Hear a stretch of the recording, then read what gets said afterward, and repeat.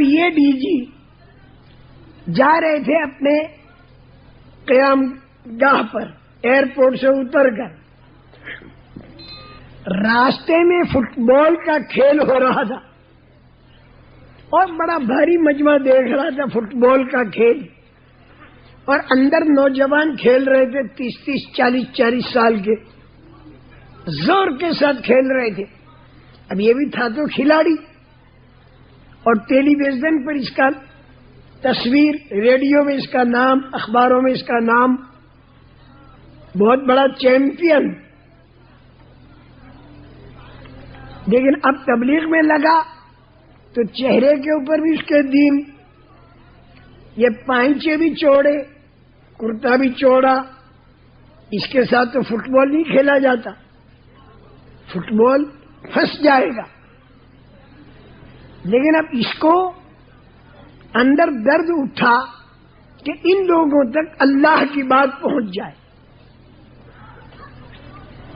تو اس نے اپنے پہنچوں کے اوپر ربڑ لگا دی اور اپنا کرتا تھا اسے کس دیا، اور اس کے بعد یہ بوڑھا اندر گھس پڑا۔ اب جو اس نے کھیلنا شروع کیا تو سارے نوجوان دنگ رہ گئے کہ یہ بڈھا ہم جوانوں سے زیادہ اچھا کھیل رہا ہے، اس کو تو بتانا تھا ایک ان کو تو کھیلنا مقصود نہیں تھا، مقصود تو ان کو اللہ سے جوڑنا، یہ ہمارے دلوں کا درد ہو، یہ ہے وہ نبیوں والا غم، یہ ہے نبیوں والا فکر کہ ہر وقت آدمی سوچتا رہے۔ وہ سارے کے سارے پوچھنے لگے کہ آپ کون ہو، تو اس نے اپنا نام بے تکلف بتایا۔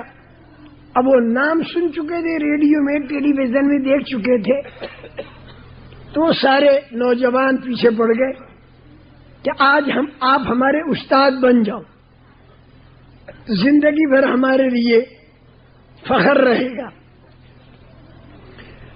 اب اس نے کیا کہا، 20 منٹ میری بات سن لو، 20 منٹ کھیل روک کر اور بال پر بیٹھ گئی ہے، اور وہ سارے لڑکے چاروں طرف جمع ہو گئے۔ اب وہ لڑکے جو ہیں نا مختلف خیال کے، ان میں سے بہت سے 3 خداؤں کے ماننے والے بھی تھے، 56 کروڑ خداؤں کے ماننے والے بھی تھے،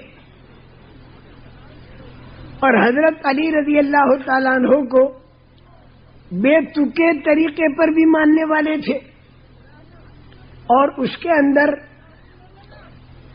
بناوٹی نبی کے ماننے والے بھی تھے، اور اس کے اندر مسجد کے اندر بورڈ لگانے والے کہ ہماری مسجد کے اندر تقریر نہیں کرنے دیں گے تبلیغ والوں کو، ایسے بھی تھے۔ سب کے سب تھے، کھیل میں تو سبھی ہوتے ہیں، اور اس میں ایک اللہ کے ماننے والے بھی تھے۔ اب یہ سب سامنے بیٹھ گئے۔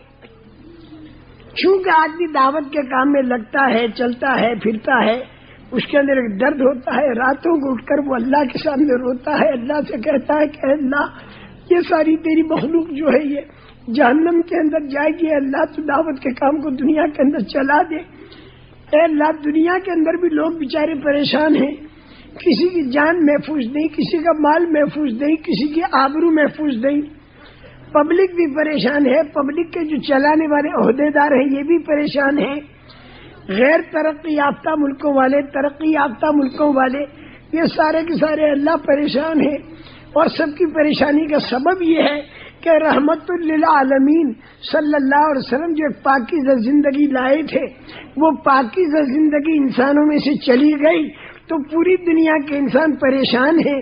اے اللہ اس پاکیزہ زندگی کو تو دنیا کے اندر چالو کر، اور ہم اپنا ہاتھ پیر مارتے ہیں، تو ایک طرف دنوں کو ہاتھ پیر مارنا اور ایک طرف راتوں کو اللہ کے سامنے گر گرانا اور رونا اور مانگنا، in day try and in night کرائی،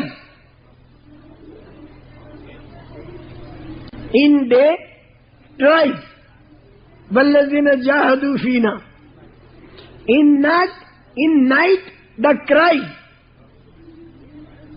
Yahdi ilayhi man yunib. In day the cry, Ya ayyuhal muddassir qum fa'anzir. او کملی کے اندر لپٹنے والے نبی اٹھ جائیے، لوگوں کو سمجھائیے. یہ ہے ان ڈے ٹرائی، دعوت کی لائن، اور ان نائٹ کرائی، دعا کی لائن، رات کو رونا. لیکن یہ کب ہوگا؟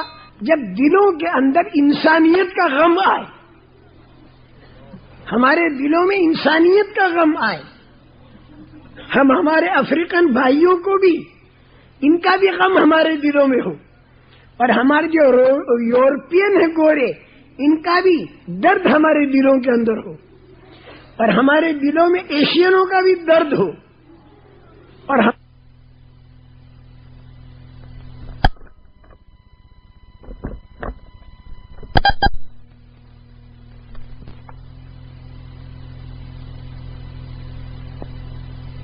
مادے بھیجیں اور مقام کے اوپر بھی ہم کام کریں، تو پھر نتیجہ تو نکالنے والا اللہ ہے، اور بڑا طاقت والا اللہ ہے. وہ جب فیصلہ کر دے گا تو قومیں کی قومیں اور ملک کے ملک اللہ کی طرف متوجہ ہو جائیں گے. اس کے لیے مجاہدہ کرنا. 20 منٹ بہت خوش اسلوبی کے ساتھ، حکمت کے ساتھ مضمون ان کے ذہن میں ڈال دیا. بہت متاثر ہوئے، اور پھر یوں کہا کہ 20 منٹ میرے پاس باقی ہیں، وہ میں تمہارے ساتھ کھیل لوں گا. اور رات کو سن سیٹ کے بعد اتنے بجے فلاں جگہ پر میرا لیکچر ہوگا، اور اس کے اندر میں بتاؤں گا کہ انسان کا کلچر کیسا ہونا چاہیے. تو تم وہاں پر آنا، اور میں تمہیں یہ بھی بتاؤں گا کہ ہماری جماعتیں پریکٹیکل طریقے پر کلچر بھی بتاتی ہیں، لیکن اس کے لیے دھیمے دھیمے دھیمے دھیمے زندگی آئے گی، ایک دم سے نہیں آئے گی.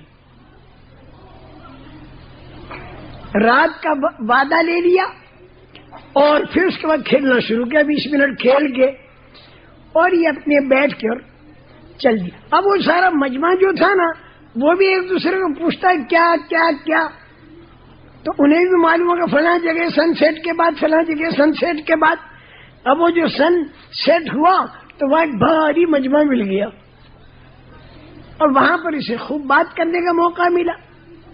تو اس لیے میرے محترم دوستو، یہ انسانیت کا غم، نبیوں والا درد، نبیوں والا فکر، یہ راتوں کو بے چین کر دے گا ہمیں، اور دنوں کو بے قرار رکھے گا ہمیں. حضرت نوح علیہ السلام 950 سال تک سمجھاتے رہے، مانا صرف 80 آدمیوں نے. 12 سال میں ایک مانا، پھر بھی اپنا کام کرتے رہے.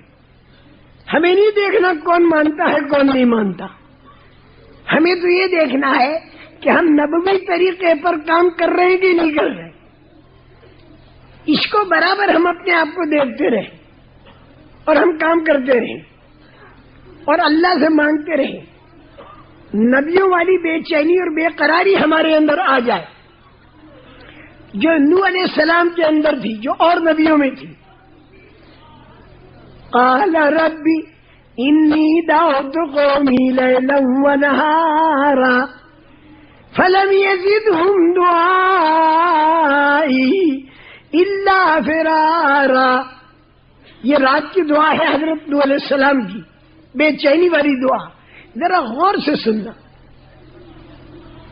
اے میرے پروردگار، میں نے میری قوم کو تیری طرف بلایا، رات کو بھی بلایا، دن کو بھی بلایا، لیکن اے اللہ جب میں ان کو بلاتا ہوں تو یہ لوگ بھاگ جاتے ہیں. اللہ میں کیا کروں، اے اللہ میں کیا کروں، یہ سارے جہنم میں جائیں گے. قال ربی انی دعوت قومی لیلا ونہارا فلم یزدہم دعائی الا فرارا. وَإِنِّي كُلَّمَا دَعَوْتُهُمْ لِتَغْفِرَ لَهُمْ جَعَلُوا أَصَابِعَهُمْ فِي آذَانِهِمْ وَاسْتَغْشَوْا ثِيَابَهُمْ وَأَصَرُّوا وَاسْتَكْبَرُوا اسْتِكْبَارًا۔ اے میرے پروردگار، جب میں ان کو تیری طرف بلاتا ہوں تو یہ لوگ میری بات کو سننا نہیں چاہتے، اپنی کان کے اندر انگلیاں ڈال دیتے ہیں، اور یہ میرا چہرہ دیکھنا نہیں چاہتے اور اپنا چہرہ دکھانا نہیں چاہتے، چہروں کے اوپر کپڑے لپیٹ لیتے ہیں۔ اے اللہ میں کیا کروں؟ اے اللہ، یہ بے چینی دیکھو، یہ دعا مانگ رہے، یہ دعا میں کہہ رہے، اللہ سے کہہ رہے، حالانکہ اللہ دیکھ رہا ہے، لیکن بے چین ہو کر اللہ سے کہہ رہے۔ وَإِنِّي كُلَّمَا دَعَوْتُهُمْ لِتَغْفِرَ لَهُمْ جَعَلُوا أَصَابِعَهُمْ فِي آذَانِهِمْ وَاسْتَغْشَوْا ثِيَابَهُمْ وَأَصَرُّوا وَاسْتَكْبَرُوا اسْتِكْبَارًا ثُمَّ إِنِّي دَعَوْتُهُمْ جِهَارًا ثُمَّ إِنِّي أَعْلَنْتُ لَهُمْ وَأَسْرَرْتُ لَهُمْ إِسْرَارًا۔ جب انہوں نے کان بھی چھپا دیے، چہرے بھی چھپا دیے، تو پھر میں نے زور زور سے دعوت دینی شروع کر دی تاکہ کوئی بات ان کے کانوں پر پہنچ جائے، اور مجموع کے اندر بھی سمجھانا شروع کیا، اور گھروں پر جا کر چپکے چپکے بھی سمجھانا شروع کیا۔ یہ ہے وہ بے چینی اور بے قراری نبیوں والی، جو کام کرتے کرتے اللہ ہم کو اور تم کو دے دے، تو پھر ہمارے تمہارے اندر صلاحیت کم ہو یا زیادہ، علم کم ہو یا زیادہ، مال کم ہو یا زیادہ، اللہ پاک اس بے قراری کی قدر کر کے پھر امید ہے کہ وہ کام لے لے گا۔ رسول کریم صلی اللہ علیہ وسلم ایک ایک کے گھر گھر جا کے سمجھاتے تھے، در در جا کے سمجھاتے تھے،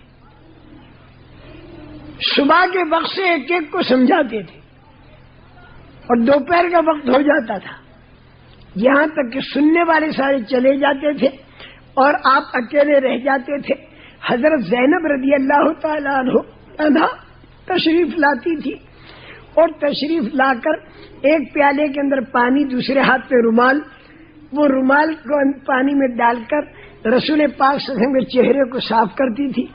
کیوں کہ آپ جب دعوت دینے کے لیے لوگوں کو جاتے تھے تو لوگ بجائے دعوت کو قبول کرنے کے، کوئی آ کر رسول کریم صلی اللہ علیہ وسلم کے چہرے پر تھوکتا تھا، تو کوئی آتا تھا پیچھے سے دھول ڈالتا تھا، تو کوئی آتا تھا کہ آپ اونٹنی پر بیٹھ کر دعوت دے رہے ہیں، تو وہ ظالم اس اونٹنی کو ایک کوچا مارتا تھا، تو وہ اونٹنی ایک دم سے بدک جاتی تھی، تو آپ اوپر سے زمین پر گر پڑتے تھے، اور آپ کے کپڑے غبار آلود ہو جاتے تھے۔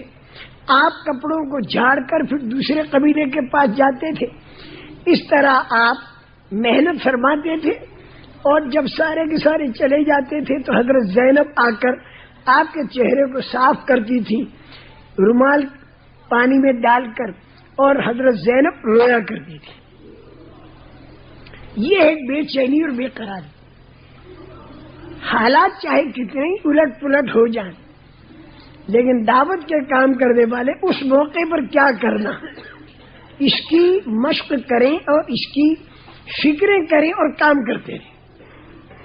رسول کریم صلی اللہ تعالی علیہ وسلم اس دنیا سے پردہ فرما گئے۔ جب آپ پردہ فرما گئے تو چاروں طرف فتنے کھڑے ہو گئے، ہر طرف سے فتنے کھڑے ہو گئے۔ ایک طرف قیصر روم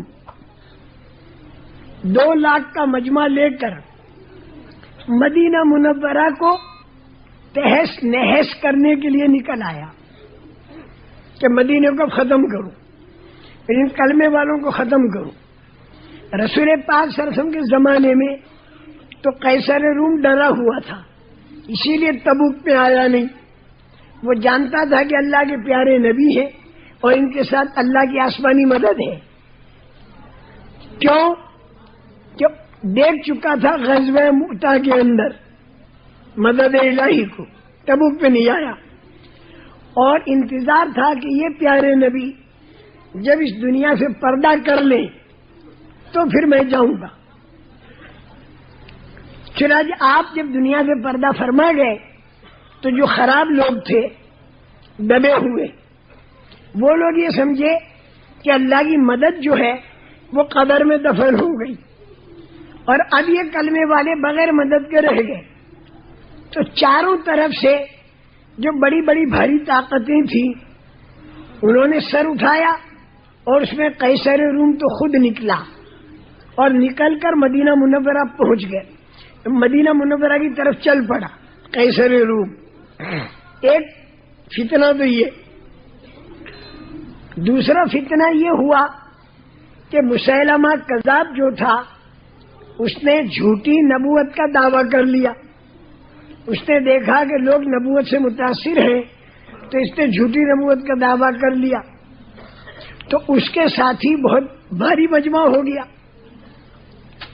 تیسرا فتنہ یہ کھڑا ہوا کہ یہ عربی قبیلے جو تھے انہوں نے جو فتح مکہ کے موقع پر کلمہ پڑھا تھا، اس فتح مکہ کے موقع پر جو کلمہ پڑھا تھا وہ اس لیے پڑھا تھا کہ جب مکے والوں نے کلمہ پڑھ لیا تو چلو ہم بھی پڑھ لیں میں، ورنہ اگر کلمہ نہ پڑھا تو پھر ہم قتل کر دیے جائیں گے۔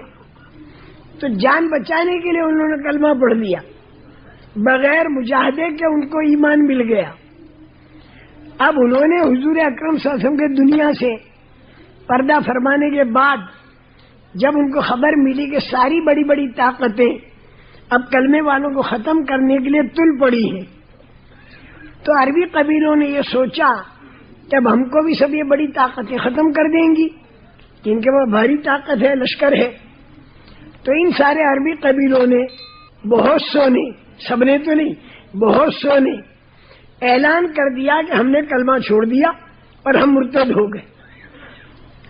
تو ایک طرف تو عربی قبیلہ مرتد، ایک طرف جھوٹی نبوت کا دعویٰ، اور ایک طرف لاکھوں کا مجمع لے کے قیصر روم نکل پڑا۔ یہ سارے حالات آ گئے مدینہ منورہ پر۔ یہ میں اس لیے کہہ رہا ہوں کہ دین کے کام کرنے والوں پر حالات کا اتار چڑھاؤ آتا ہے۔ اس اتار چڑھاؤ میں یہ دیکھنا کہ اللہ نے کیا بتایا، رسول اکرم صلی اللہ علیہ وسلم ایسے موقع پر کیا بتا گئے، اور صحابہ نے اس موقع پر کیا کیا، بس وہ ہم کریں تو اللہ سے پھر مدد کی امید رکھیں۔ مدد الہی کا مقابلہ ساری دنیا نہیں کر سکے گی۔